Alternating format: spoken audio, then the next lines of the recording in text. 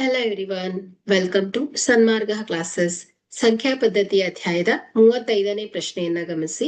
0.333333 so on ಇದನ್ನ P/Q ರೂಪದಲ್ಲಿ ವ್ಯಕ್ತಪಡಿಸಿ.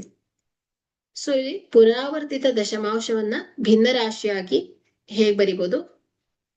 x is equal to 0.33 ರೂಪದಲ್ಲಿ ಪರಿವರ್ತಿಸ್ಲಿಕ್ಕೆ. ಸೊ ಇಲ್ಲಿ x is equal to 0.333 ಈ ರೀತಿಯಾಗಿ ಬರ್ಕೊಳ್ತೇವೆ. ಸೊ ಎರಡು ಬದಿಗಳನ್ನ ನಾವು 10ರಿಂದ ಗುಣಿಸಿ. ಸೊ ಆಗ ಏನಾಗುತ್ತೆ? 10x is equal to 3.333 so okay.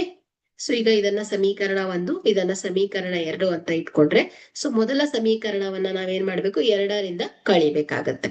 So 10x minus x is equal to 3.333 minus 0.333.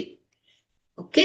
So ಈಗ 10x ಮೈನಸ್ x ಏನಾಗುತ್ತೆ? 9x is equal to 3.33 minus 0.33 ಏನಾಗುತ್ತೆ? 3 ಉತ್ತರ ಬರುತ್ತೆ. So x is equal to 9 divided by 3. So 3 ಒಂದ್ಲೆ 3, 3 ಮೂರ್ಲೆ 9. Sorry, once again. So ಇಲ್ಲಿ x is equal to ಅಲ್ವಾ? So x is equal to 3 divide, ಇಲ್ಲಿ ಗುಣಾಕಾರ ಇರೋದು ರೈಟ್ ಸೈಡ್ಗೆ ಹೋದಾಗ ಭಾಗಾಕಾರ ರೂಪದಲ್ಲಿ ಬರುತ್ತೆ.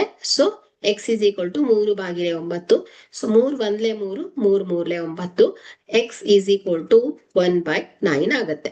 ಸೊ ಹಾಗಾದ್ರೆ P/Q ಇದರ 0.333 ಸೊ ಅನ್ನೋ ರೂಪ ಏನಾಗುತ್ತೆ ಹೇಳಿ?